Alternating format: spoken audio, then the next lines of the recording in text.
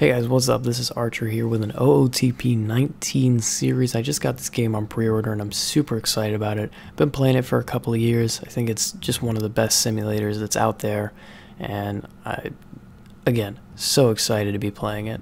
So first thing is that I'm not going to be playing challenge mode. I'm still figuring out the quirks of this year's game. I know last year I had a lot of settings that were different than default. I had pitchers developing a little faster. I had maybe the player spawn rates a little bit different, and some things like that. So I'm just figuring out this year's game. So I'm not going to be playing on challenge mode just yet until I'm happy with things that I can change under it. The other thing is that I only have 3 leagues, so I'm just going to have the MLB, the Nippon Professional Basketball League, and then the Korean Baseball League. It's not really a reason for that. I just don't see much of a reason for the other leagues. It already generates international free agents. It's just clutter to me. So we're on this screen. I'm going to take on the role of general manager and manager. Again, I'm just kind of figuring things out. I may eventually just want to play as a general manager. I may just want to play as a manager. Probably just as a general manager, though, knowing myself. Just put in a birthday and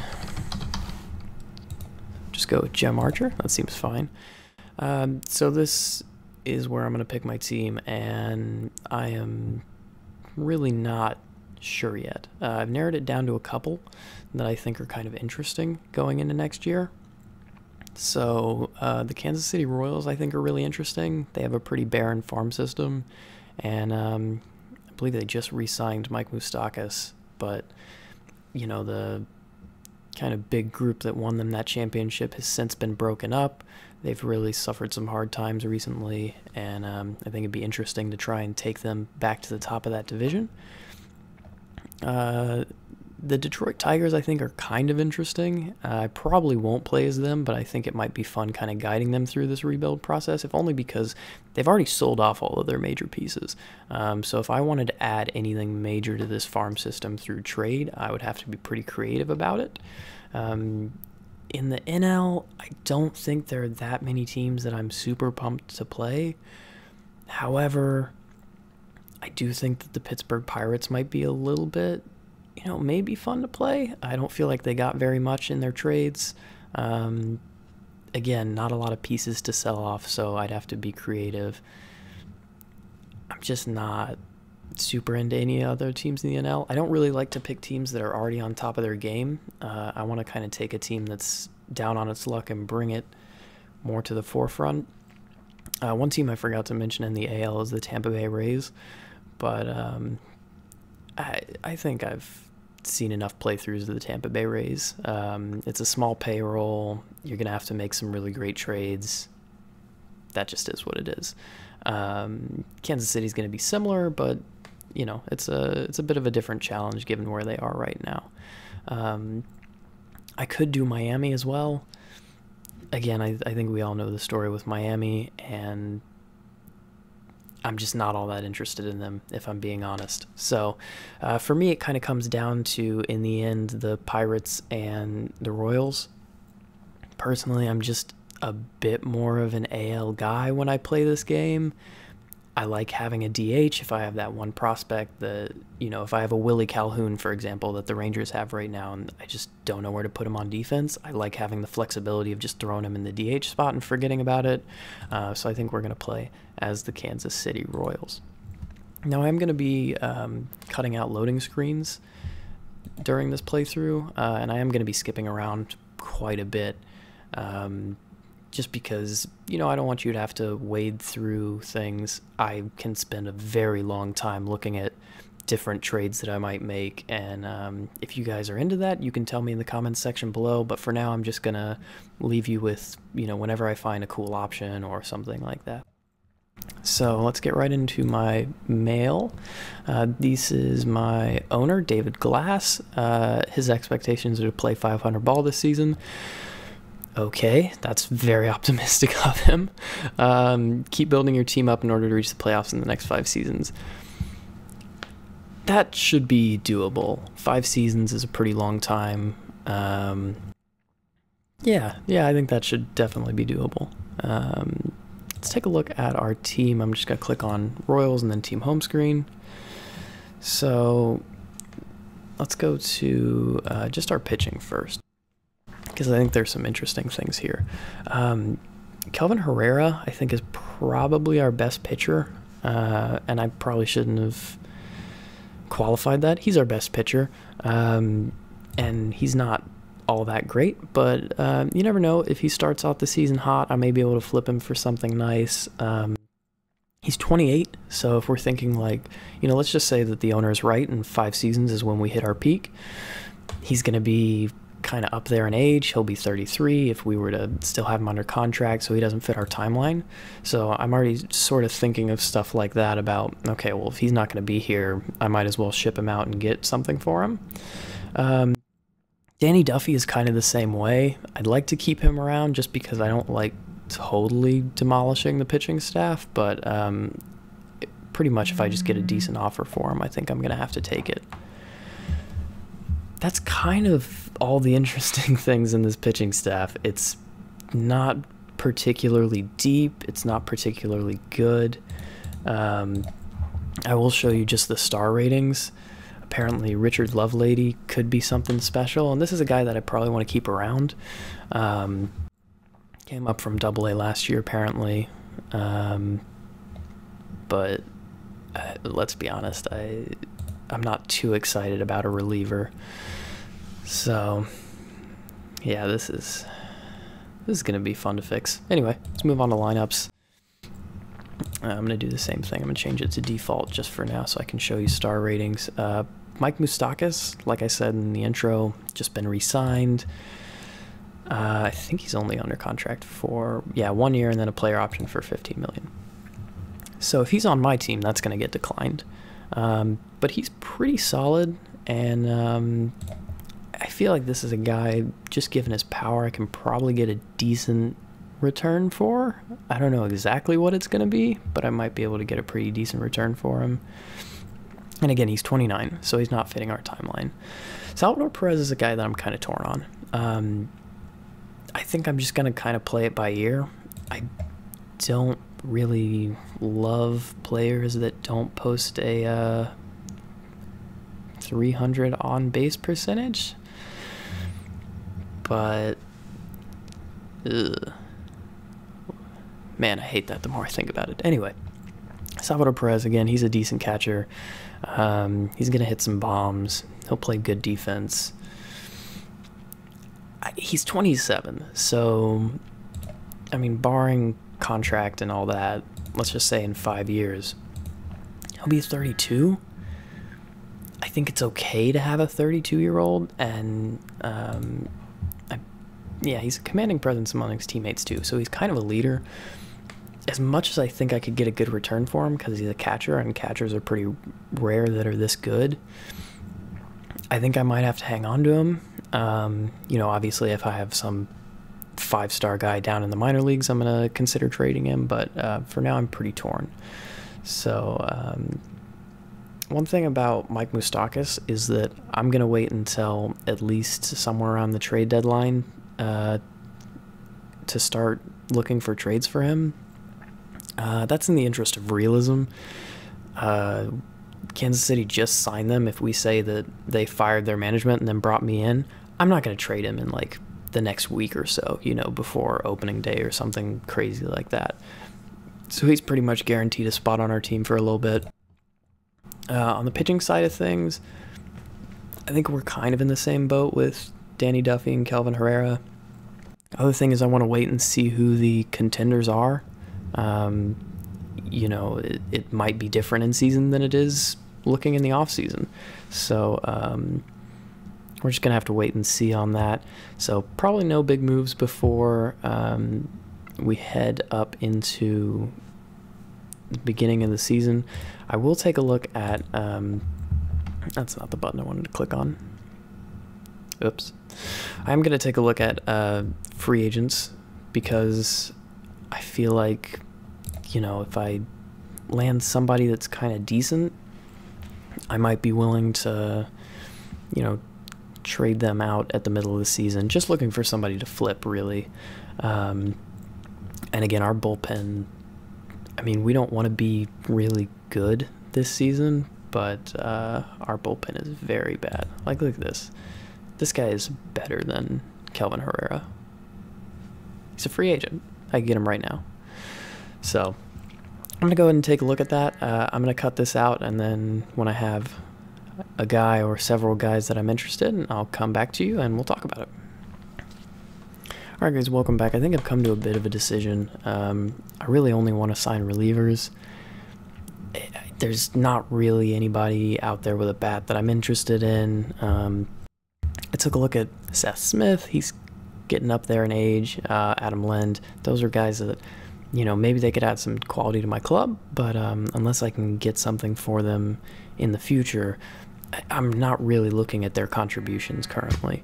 So I came down to basically the guy I showed you that had been playing in Japan. I think his name was Josh Lukey, and I will absolutely butcher almost every name in this series in case you hadn't figured that out yet. But it was between him and Tony Zych for me. Tony Zych is 27. The other guy was 33. My thoughts are either we sign him to a 3-year deal, and if we're looking at a 5-year timeline, he's 32 when we make the playoffs. You know, we can keep him around. Or, you know, it's like 3 lottery tickets of him having a great season, and I ship him out because, you know, some team is looking for bullpen help at the end.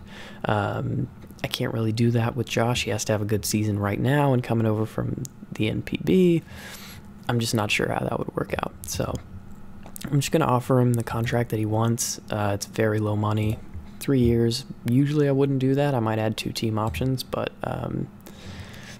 I just don't see a reason to. If he's going to be around for, you know, 1 year, he's going to be around for 3. That's, you know, until I trade him. So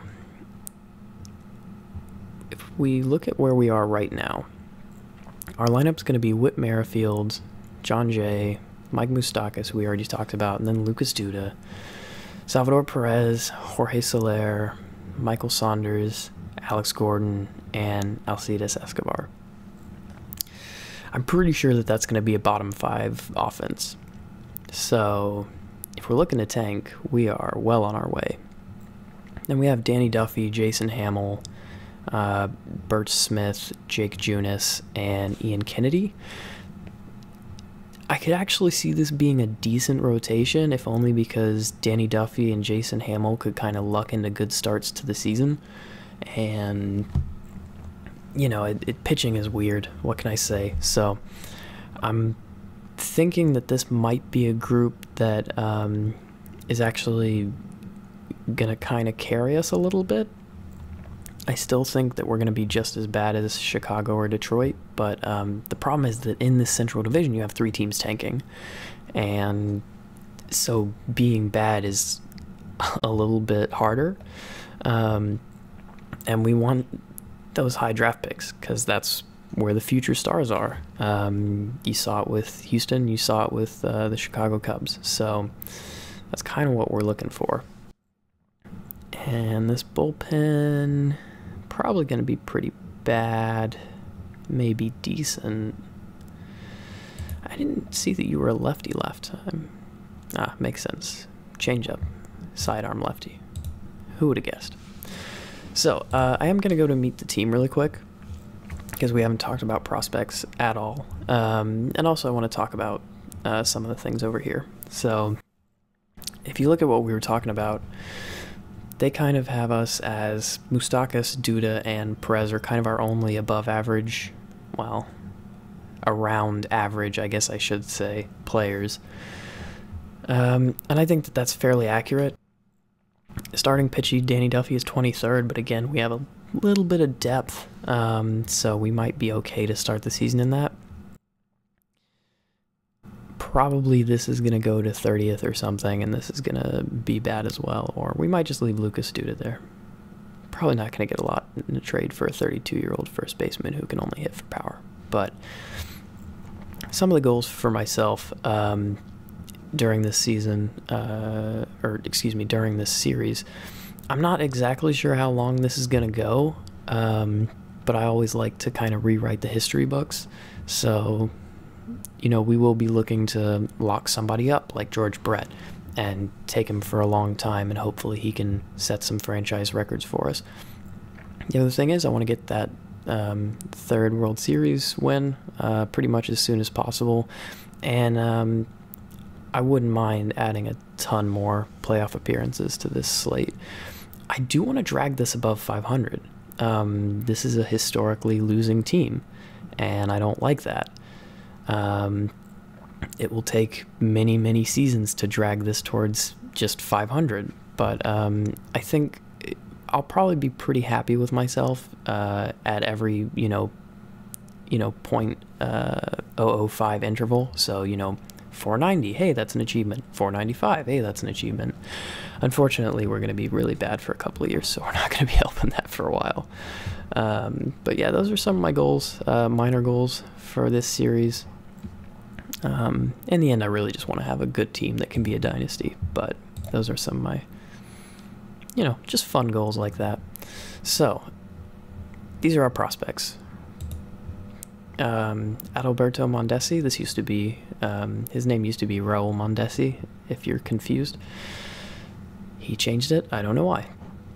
Probably a family thing. Anyway, Mondesi is too focused on personal production. Well, that's not a good thing, because he is not produced. So this is, according to our head scout, our best prospect, and he is bad. He has 2 tools that are projected to be above average. I wouldn't even call that plus. If you're not familiar with baseball scouting scales, it's on a 20 to 80. So 50 is generally like average. So you see home run power, eye discipline, and avoid Ks for him is pretty above average, or pretty below average. And then this is just slightly above average. I consider it to be like a 60 grade would be plus for me, and then a 70 grade would be double plus.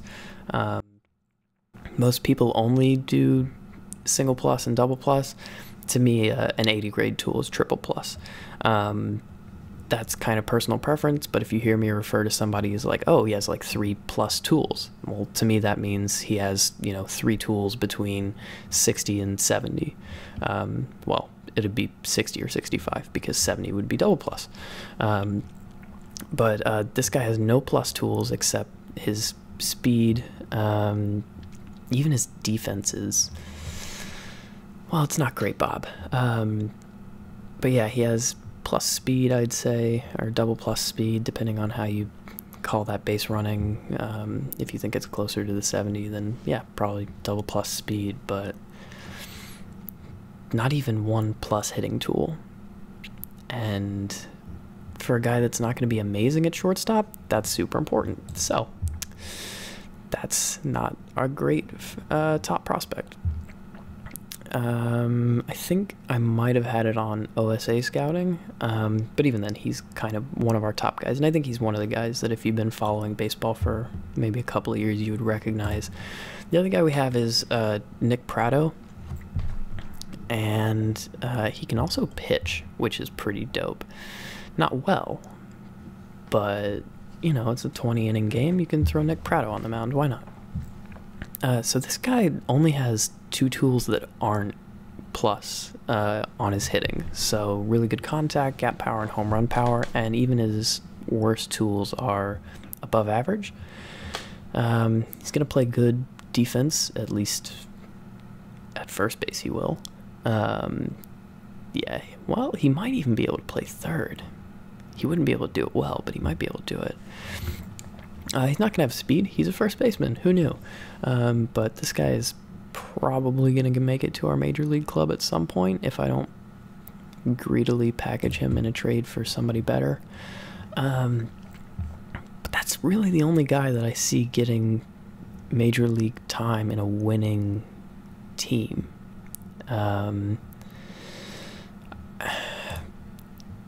Maybe Tyler Fisher is like a 5th starter. Maybe. Even then, that's hard to see. So, I don't know. Yeah, I just don't know. One thing that I like to do, though, I found it really helpful in keeping track of prospects, is I like to add them to my shortlist. And then I like to disable their AI demotion and promotion. Sometimes the AI is kind of weird with players that are really good. I think that, you know, all these 2.5-star guys, the AI can handle that fine. Most of them are never going to make AAA anyway, so who cares, right? But some of these guys, you know, these 4-star guys, I see them spending like 5 years at low A, and then the AI will be like, hey, they're ready to go now, call them up to your major league roster. And since I'm the one in charge of that, I miss it because they're in low A. So I'm going to keep an eye on Prado and for now Fisher, but that's going to be the only people that I worry about. Mondesi's already in AAA, so there's not a lot I can do about that. Also, he's 22 and he's not reached his potential yet, so it's either going to be a late bloomer or it's going to be nothing for him. If we look at who OSA thinks are our top prospects, we have Trevor Oakes, who probably will never make a winning Major League roster. Michael Gigliotti, again, just kind of a weird profile and never going to hit for power, going to have trouble hitting at all. And because of his arm, is probably never going to be anything more than average in the field. And he's 28 too. So, Khalil Lee, actually a player in real life that I'm kind of high on, but my scout's not in love with him. Even OSA isn't really, so I'm not going to mess with him. Anything lower than that I don't really care about. So I'm going to bring us to the start of the season. I'll be back for opening day. I kind of like to play opening day, so we'll have Danny Duffy on the mound. I'm going to see how the new 3D mode works. I haven't tried that yet. So JD Martinez has just been traded for Dylan Tate and Dellin Betances. That is an awful trade to have happen. This one I don't care about. That one's fine. This one, I think this might be bad enough that I reverse it, and then I will change the AI trade settings, because come on, game. Yeah, I'm gonna do that. Okay.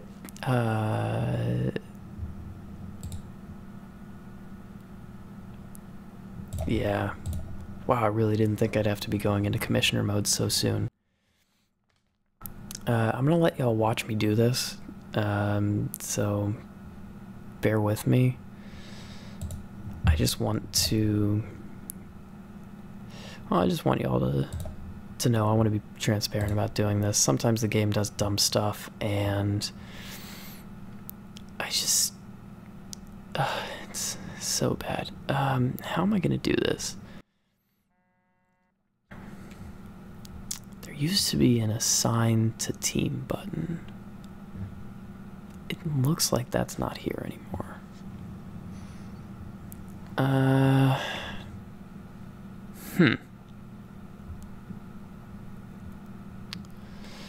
I could trade him and Betances to myself, and then...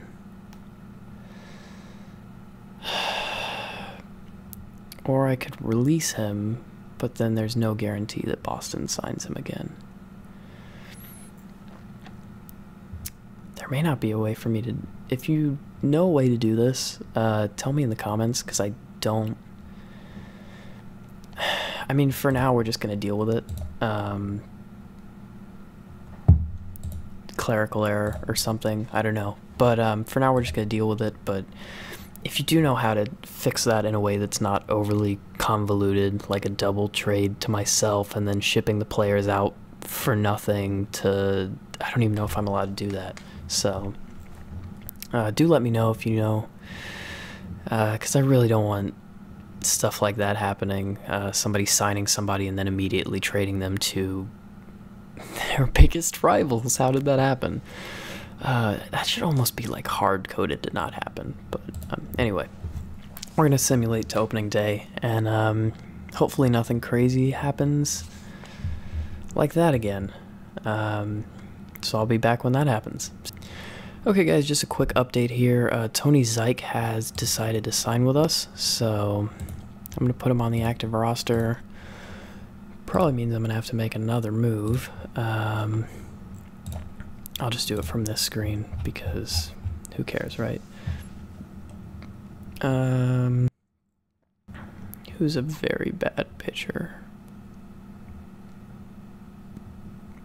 You. Okay. That was easier than I thought it would be. Excuse me. So, that's all I have for you right now. See you on opening day. Alright, so welcome to opening day. I'm in my mail-in news, and our owner has just reminded us that we should play 500 ball, which, it's gonna be great, guys. It's gonna be great. He's gonna love me. This is a look at the top 10 prospects by the OSA, which is, I guess, this version of like Baseball America or something. So I'm not gonna run through it, but I just wanted to let you guys see that if you wanted to see it. I think this is actually pretty accurate to real life, so who knows? You might see some of those players at some point during the season. I know you'll see Ronald Acuna for sure, and Shohei. Excited for that. So let's get right into this. We're gonna play the game versus Chicago, and it's gonna have to load in all of Chicago's pictures. And while we're doing that, we can talk about how this season I think is gonna go for us. I think probably we're gonna be decent enough really early on. I think we're probably going to be playing somewhere around like a, maybe like a 440, 430. And, yeah, I think that we're going to sell off a couple of pieces. I think the big one that's going to happen is Moustakas. We're going to, trade him off somewhere as we approach the trade deadline. And then we're going to maybe make a move with Danny Duffy and Herrera, and that'll probably thin us out, Tony Zyke, if he's doing well. That'll probably thin us out enough that we'll have, some problems, and maybe finish the season around 350. So if, like my owner, you were expecting a 500 season, still, for whatever reason, you are going to be disappointed. But, it's a bad... Ooh, I have my game sound on, I think. I don't know if y'all can hear that. This looks very good. Again, I've not played in 3D mode. So, this looks really good. It's very different from last year. If you had last year's game, this is pretty incredible to you. So, why don't we just get started? I assume that the controls are the same, so let's just go maybe batter by batter for the first inning or so. Oh, that looks so cool. Alright, lazy line drive to center. That's Yohan Moncada out. Danny Duffy strikes out Avisail Garcia. He looks pretty good, doesn't he? I say through 2 batters. Lazy fly ball to center. That should be pretty easily run down. And that's the end of the first inning. Oh man, this looks so cool. Yeah, this is one of the things I was really excited about in OOTP. Really getting a sense for, the players on the field as you play these games. So, I'm not going to show you the whole game.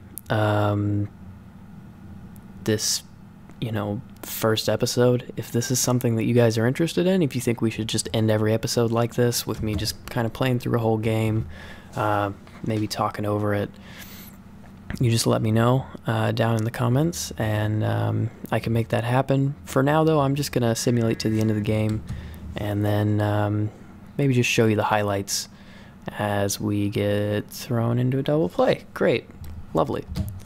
So I'll see you back at the end of the game when we're going to look at the highlights. Welcome back, guys. These are the highlights for our game. So let you take a look at them. This is the top of the third with 1 out. Yoan Moncada gets a hit, and I believe that was the first hit of the game that, or second hit of the game that Danny Duffy had given up. And then he gives up this hit later on in the inning, and that's going to give up a run. So that was an RBI single by Avisail Garcia. And then we have Danny Duffy still in trouble. Going to get a double play, though, get us out of the inning. And so we only give up 1 in the third. 3 hits and 1 run scored. We move on to the bottom of the fourth, and we have a walk. And the Chicago skipper was not happy with that, but he did leave his guy out there. So we have runners on first and second now with Mike Moustakas at the plate, and this is going to be pretty high, but not really anything. It will allow the runner from second to tag up, though, and Merrifield is going to be safe at third. Then we watch as Lucas Duda comes to the plate. He's going to hit one, and it's just going to fall in front of the right fielder. That's going to let us have Jay at third and score 1 run. Lucas Duda with the RBI single, doing it the old-fashioned way with the sac fly single. Then Salvador Perez comes to the plate, and I believe this is going to be the end of our run.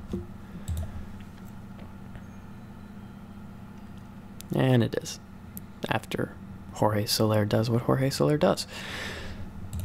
So that's our 1 run of the game so far. These highlights seem more like just showing almost the entire inning where someone scores. But this does get 2 players on for us in the bottom of the 5th. And Whit Merrifield comes to the plate. He strikes out and walks dejectedly back to the dugout, as you will see many of our players doing all season. Then John Jay comes up, and he's going to slice this one to opposite field, but that's going to be caught, and the side will be retired. So we had another chance there in the 5th, maybe get something out of it. And now we're looking at this big opposite field line drive, fly ball, and that's going to be out of there. Mike Moustakas, 399 feet is what it says, and that was us grabbing the lead in the bottom of the 6th, 2-1. And then we move on to the top of the 7th. This is going to be their response, pretty immediate. Wellington Castillo ties the game, 368 feet, so not quite as impressive, but that's going to tie the game up for us. We move on to the bottom of the 7th with Luis Avalon facing Alcides Escobar. This one's going to be over the head of the center fielder, and that's going to be a second home run of the season. 427 from Alcides Escobar. That's not something you're going to see him very often do. So Nathan Carnes facing Charlie Tilson, and he's going to strike him out. I believe that was the first batter that Carnes had faced. And then this is going to be Yoan Moncada getting a walk.